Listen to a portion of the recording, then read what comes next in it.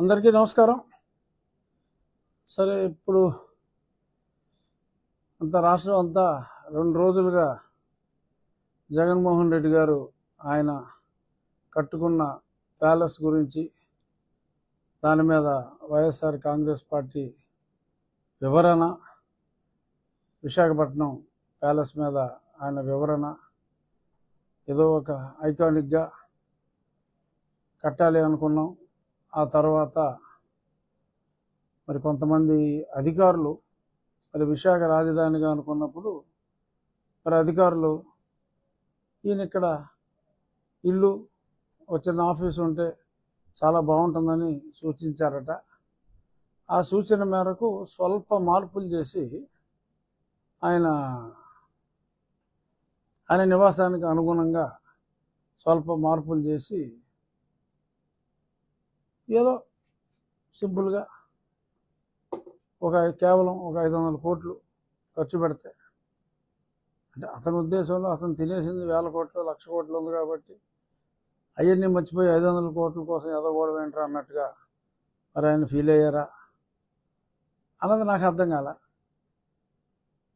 అంటే ప్రజలకి ఇంకా ఇంగిత జ్ఞానం లేదు అని జగన్మోహన్ రెడ్డి గారు ఎందుకని భావిస్తున్నారు అనేది నాకైతే అర్థం కావట్లేదు. ఈయన 5 నెలల క్రితం 7 నెలల క్రితం వాళ్ళ అధికారులు ఐడెంటిఫై చేశారని చెప్పడం జరిగింది. 3 సంవత్సరాల క్రితం ఆ కొండ మీద ఆ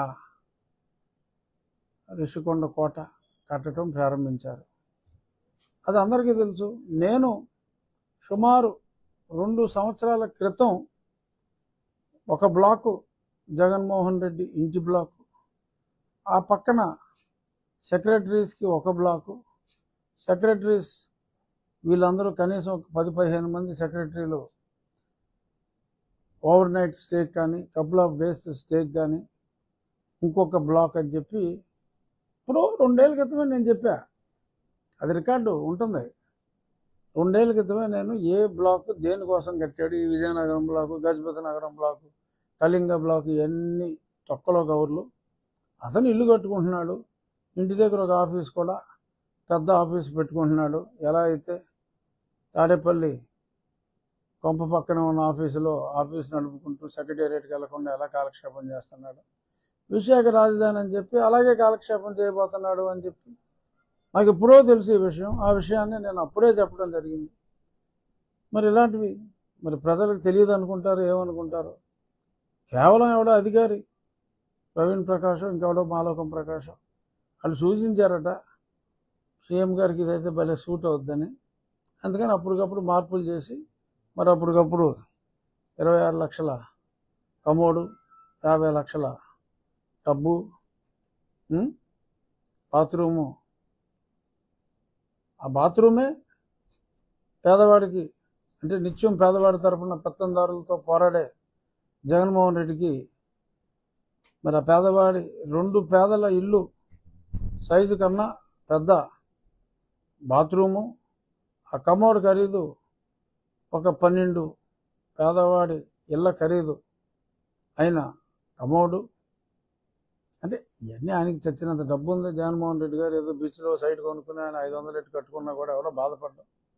కానీ పాపం ఆయన అనుకున్నది ఏంటంటే రాబోయే 20 సంవత్సరాలు ఆయనే ముఖ్యమంత్రిగా ఆయన అనుకున్నాడు. అనుకుని ఆ మాత్రం ఖర్చు మనకెందుకు అని చెప్పి ప్రభుత్వం ఖర్చుతోటే ఆయన కట్టించుకున్నాడు. బట్ ప్రజలు తింగరోళ్ళు కాదు. ఆ ప్రజలకి సరే అందరూ కూడా చెప్పారు. నేను కాస్త ముందు చెప్పా, ఎందుకంటే ముందుగా ఇతని గురించి గ్రహించింది నేను కాబట్టి. ఓ 4 ఏళ్ల క్రితం నేను ప్రతిరోజు అతని గురించి మాట్లాడటం, ప్రజలందరికీ చేస్తున్నవన్నీ చెప్పటం, ఇవన్నీ కూడా జరిగినాయి. ఇప్పుడు ఇంకా మారకుండా ఇది ఎందుకు చెప్తున్నాను అంటే, ఇప్పటికైనా జగన్మోహన్ రెడ్డి గారు మారకుండా ఇంకా ప్రజల్ని మభ్యపెట్టే ప్రయత్నంలో కేవలం ఎవరో అధికారి చెప్తే నేను ఇక్కడికి వచ్చాను తప్ప, ఇక్కడికి మారదాం అనుకున్నాను తప్ప అది ఒక గొప్ప కట్టడం కోసమే మనం కట్టాం తప్ప నా వ్యక్తిగత అవసరాల కోసం కాదు. ఎవడో వ్యక్తి చెప్తే అతను ఏదో మంచి సలహా చెప్పాడులే, పోనీ ఉందాంలే, వీళ్ళందరూ సలహా ఇస్తున్నారు కదా, ఇంకెక్కడ ఇల్లు లేదన్నట్టుగా అనుకున్నాడు తప్ప మరి ఆ విధంగా అతను మాట్లాడటం అతని భావదారిద్ర్యానికి మనం బాధపడాలి తప్ప మరి ఇంకేమీ చేయలేం. మళ్ళీ ఇలాగే ఇంకొకటి ఈవీఎంలు. సరే, ఎలాన్ మస్క్ ఒక మాట అన్నాడు. సరే, నో డౌట్, ఎప్పటి నుంచో గతంలో చంద్రబాబు నాయుడు గారు కూడా ఈవీఎంలు తీసేయాలని చెప్పారు. విన్నారా మీరు అప్పుడు చెప్పినప్పుడు? సో అది ఎప్పటి నుంచో ఉంది. అభివృద్ధి చెందిన దేశాల్లో ఈవీఎంలు వాడరు. బట్ ఏ అభివృద్ధి చెందిన దేశమైనా కూడా, అంత అమెరికా లాంటి పెద్ద దేశమైనా కూడా అక్కడ 25 కోట్లే జనాభా, మనకు 140 కోట్ల జనాభా. సో అంచేత కన్స్ట్రెయింట్స్ ఉన్నాయి. నేను పార్లమెంటరీ కమిటీలో ఉన్నప్పుడు ఈ ఎలక్షన్ కమిటీ కూడా మా పరివిలోనే ఉండేది, ఆ పరివిలో ఉండేది. మేము అన్నీ కనుక్కున్నాం. మనం వాడే సిస్టంలో 1-2 మిషన్లు అంటే ఏమో, any electronic machine is susceptible అని గతంలో మా పార్టీ అధ్యక్షులు అన్నారు, చాలామంది అన్నారు. బట్ ఇన్ని లక్షల సంఖ్యలో ఉన్న ఈవీఎంని మేనేజ్ చేయటం అనేది అది జరగని పని. మరి ఈయన తన ఓటమిని ఇంకా అంగీకరించలేక, ప్రజలు తనని దారుణంగా తిరస్కరించారు అని పాపం నమ్మలేక ఆయన ఓపెన్ చేయమ్మ కట్టాను. ప్రజలు తిరస్కరించారు అనే పచ్చి నిజాన్ని జీర్ణించుకోలేక ఈ రకంగా మరొక భావదారిద్ర్యానికి ఆయన పాల్పడటం దురదృష్టం. ఓటమిని అంగీకరించడంలో గౌరవం ఉంది. You should have accepted, yes, తెలుసో తెలియకో తప్పులు చేశా, మన్నించండి అని ఒక మాట అనుంటే మేబీ కొంత స్టేచర్ పెరుగుండేదేమో. అసలే పడిపోయిన స్టేచర్ని మరింత పాతాల పంచుల్లోకి తొక్కుకుంటున్న జగన్మోహన్ రెడ్డి అవస్థను చూసి జాలిపడాలా, మరి ఇంకేంటో నాకైతే అర్థం కావట్లేదు. ఇది కేవలం ఆల్రెడీ పడిపోయిన వ్యక్తిని నేను మరింత పడదోసే దిశగా కావాలని నేను మాట్లాడతలేదు. అది సభ్యత కాదు, సంస్కారం కాదు. ఇకనైనా మారాలి, ప్రజలు తెలివైన వాళ్ళని చెప్పి జగన్మోహన్ రెడ్డి గారు అంగీకరించాలి.